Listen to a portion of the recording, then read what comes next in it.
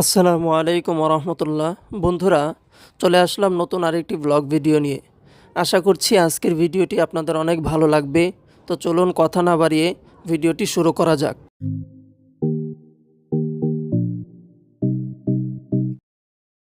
তো বন্ধুরা, আমাদের আজকের যাত্রা হচ্ছে কক্সবাজার হিমছড়ি ঝর্ণা এবং হিমছড়ি পাহাড় ঘুরে দেখা। তো আজকে আমরা নিজেরাও ঘুরবো এবং আপনাদেরকেও ঘুরে দেখাবো। অবশ্যই ভিডিওটি সম্পূর্ণ দেখার অনুরোধ রইল। আপনারা যারা কক্সবাজার থেকে হিমছড়ি পাহাড় এবং হিমছড়ি ঝর্ণা দেখতে চান, অবশ্যই আপনারা কক্সবাজার ডলফিন মোড় থেকে একটি রিক্সা ভাড়া করে নেবেন। সরাসরি আপনাদেরকে হিমছড়ি পাহাড়ের কাছে নিয়ে যাবে এবং আপনাদের প্রতিজনের রিক্সা ভাড়া পড়বে 20 থেকে 25 টাকা মাত্র। বন্ধুরা, লাল কাঁকড়ার বীজ ঘুরে এবার হচ্ছে আমরা হিমছড়ি আসলাম। তো এখন আপনাদেরকে হিমছড়ির সুন্দর সুন্দর দৃশ্যগুলো দেখাবো। তো চলুন যাওয়া যাক। হিমছড়িতে প্রবেশের জন্য আপনাদের অবশ্যই টিকিট ক্রয় করতে হবে। এখানকার টিকিটের মূল্য হচ্ছে 35 টাকা করে। আগে 30 টাকা ছিল, এখন 35 টাকা করে হয়েছে। তো আমরা সকলেই প্রতিজন 35 টাকা করে টিকিট ক্রয় করে নিলাম এবং ঝর্ণা দেখার জন্য ভেতরে প্রবেশ করলাম। তো গিয়ে দেখি সুন্দর একটি ঝর্ণা। তবে আমার কাছে ঝর্ণাটি আর্টিফিশিয়াল মনে হচ্ছে কেমন যেন ওপরে একটি পাম্প লাগিয়ে দেওয়া হয়েছে এবং সেটার মাধ্যমে পানি ছাড়া হচ্ছে। বন্ধুরা, আমাদের ঝর্ণা দেখা শেষ। এখন হচ্ছে আমরা পাহাড়ের দিকে যাব এবং পাহাড়ের উপর থেকে সমুদ্রের ভিউটা নিজে দেখব এবং আপনাদেরকে দেখাবো। বন্ধুরা, এ হচ্ছে পাহাড়ে ওঠার সিঁড়ি। তবে এটা ছাড়াও নাকি আরেকটি রাস্তা আছে। আপনারা যারা একটু পাহাড়ে ওঠার অ্যাডভেঞ্চার যে ফিল সেটা যদি নিতে চান, তাহলে হচ্ছে আপনাদেরকে ওই দ্বিতীয় রাস্তা দিয়ে যেতে হবে। সম্ভবত দ্বিতীয় রাস্তাটি ওই দিকে। তো আমরা এখন পাহাড়ের দিকে যাচ্ছি।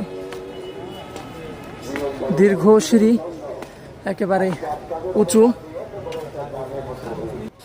বন্ধুরা, আপনারা যারা হিমছড়ি পাহাড়ে উঠতে চান, আমি বলবো যাদের হাড় দুর্বল কিংবা সাহস কম, আপনারা কখনোই এই সিঁড়ির মাধ্যমে পাহাড়ে ওঠার চেষ্টা করবেন না। তবে হ্যাঁ, আমরা দেখেছি এই সিঁড়ির পাশে আরেকটি সিঁড়ির কাজ চলতেছে, যেই সিঁড়ি দিয়ে বাচ্চা ছেলে মেয়েরাও চাইলে উঠতে পারবে। কিন্তু সিঁড়ির কাজটি সম্পূর্ণ হয়নি বিধায় সেখান দিয়ে কোনো পর্যটককে ওঠার অনুমতি দেওয়া হয়নি। যদি সেই সিঁড়ির কাজটি সম্পূর্ণ হয়, তাহলে আপনারা সহজেই ওই হিমছড়ি পাহাড়ের উপরে উঠতে পারবেন। তবে বর্তমান যে সিঁড়িটি রয়েছে, এটা দিয়ে পাহাড়ের উপরে ওঠা খুবই কষ্টকর একটি বিষয়।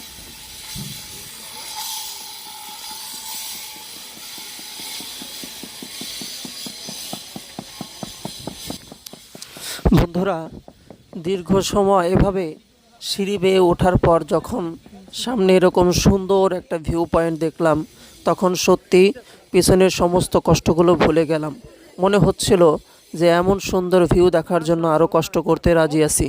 আসলে পাহাড়ের উপরে ওঠার পর এখানকার ভিউটা খুবই সুন্দর, খুবই রোমাঞ্চকর।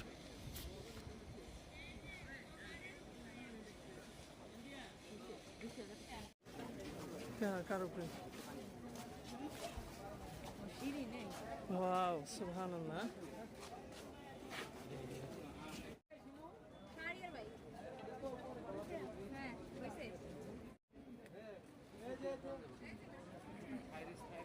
তাহলে এই পাশে দাঁড়াই।